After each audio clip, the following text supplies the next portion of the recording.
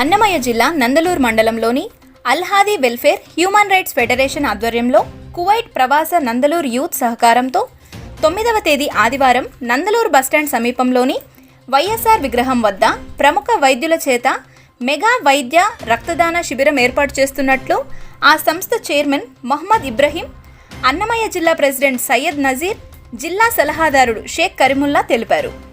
ఈ సందర్భంగా వారు మాట్లాడుతూ వైద్య శిబిరంలో చిన్నపిల్లలకు, వయోవృద్ధులకు, కంటి సమస్యలకు, కీళ్ల సమస్యలకు, కిడ్నీ సంబంధిత సమస్యలకు, మధుమేహ వ్యాధిగ్రస్తులకు ప్రత్యేక పరీక్షలతో పాటు రక్తదాన శిబిరాన్ని ఏర్పాటు చేస్తున్నామని పేర్కొన్నారు.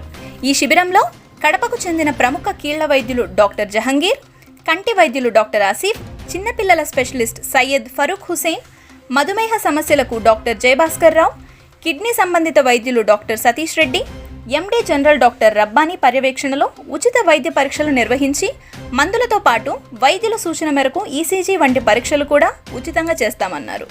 కావున ప్రజలు ఈ అవకాశాన్ని సద్వినియోగం చేసుకోవాలని కోరారు.